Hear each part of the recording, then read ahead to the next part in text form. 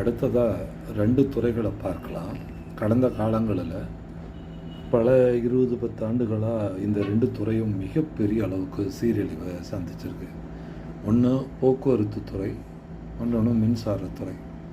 போக்குவரத்து துறையை முதல்ல பேசிடலாம். அதில் என்ன மாதிரியான சிக்கல்கள்லாம் இருக்குது, அது ஏன் அந்த அளவு சிக்கல்களுக்குள்ள அது போயிருக்கு அப்படிங்கிறதும், அடுத்தது மின்சாரத்துறையை நம்ம பார்க்கலாம்.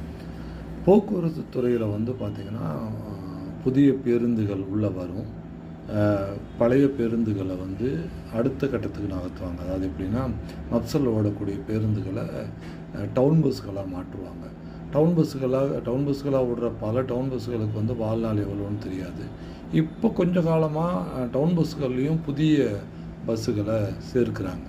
தொடக்கத்திலேயே இந்த ஊழல் ஆரம்பிச்சிடும். இப்போ ஒரு பஸ்ஸோட விலை அங்கே ஒன்று போட்டிருப்பாங்க, ஆனால் அது அந்த தகுதி வாய்ந்த பஸ்ஸு தானா, ஒரு புதிய பஸ் இங்கே வரும்போது அந்த பாடியை இவங்க கட்டுறாங்களா, இல்லை யாராவது கட்டி விற்கிறாங்களா, சேஸ் மட்டும் வாங்கிட்டு இவங்க கட்டுறாங்களாங்கிறதே நமக்கு தெரியலை, முழுக்க நமக்கு தெரியாது. ஆனால் அந்த பஸ் தன்னுடைய வாழ்நாளை எட்டவே எட்டாது. ஒரு லாங்கில் ஓடுறதா இருந்தாலும் சரி, டவுன் பஸ்ஸாக போடுறதா இருந்தாலும் சரி, இல்லை லாங்கில் ஓடிக்கிட்டு இருந்த பஸ்ஸை கொண்டுட்டு சேஸை மட்டும் வச்சுட்டு மீதி பாடியெல்லாம் பிச்சை எடுத்துகிட்டு திரும்ப இவங்க கட்டி அதை டவுன் பஸ்ஸாக விடுறாங்களா, புது பஸ் மாதிரி அப்படின்னு தெரியாது. ஸோ இந்த மாதிரி அந்த போக்குவரத்து துறையில் மிகப்பெரிய அளவில் ஊழல் நடக்கும். அது லாபகரமாகவே அந்த துறையை வச்சுக்க மாட்டாங்க.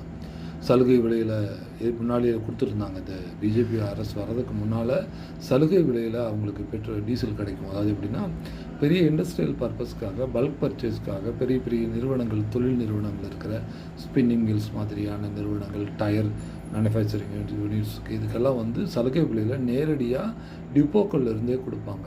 அதேமாதிரி தமிழ்நாடு டிரான்ஸ்போர்ட் கார்பரேஷனுக்கும் டிப்போக்கள்லேருந்து ஐஓசி டிப்போ, ஹெச்பிசி டிப்போலேருந்து நேரடியாக கொடுப்பாங்க. விலை குறைவாக தான் இருக்கும். ஏன்னா இப்போ பிஜேபி கவர்மெண்ட் வந்ததுக்கப்புறமா அதை நீக்கிட்டாங்க. இப்போ கூடுதல் விலையில் அவங்களுக்கு கொடுக்குறாங்க, இந்த விலை வளைகுடா போருக்கு பிறகாக. ஸோ எவ்வளோ சலுகைகள் அவங்களுக்கு கொடுத்துருந்தாலும், நிறைய மக்கள் போகக்கூடிய ரூட் அவங்கக்கிட்ட இருந்தாலும் அந்த நிறுவனம் லாஸில் தான் போகும். அங்கே வேலைக்கு ஆள் எடுக்கிறதுல நிறைய ஊழல் நடக்கும். அப்புறமா இந்த மாதிரி இந்த கொள்முதலில், பெட்ரோல் டீசல் கொள்முதலில் பெரிய அளவுக்கு ஊழல் நடக்கும்.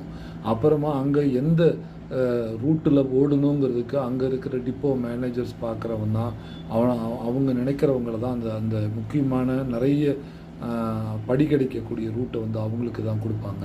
அதே மாதிரி ஒரு கண்டக்டரும் பஸ் டிரைவரும் ஒரே ஜாதியை சேர்ந்தவங்களா, ஏன்னா எப்படியும் ஒரு உயர் ஜாதியை சேர்ந்தவர் தான் அந்த டிப்போவில் நிர்வாகத்தில் மெயின் இடத்துல அடுத்த இடத்துல எல்லாம் இருப்பார், அவங்கள போடுவாங்க. அப்புறம் மற்றவங்க இவங்களுக்கு தேவையில்லாத இருக்கிறவங்க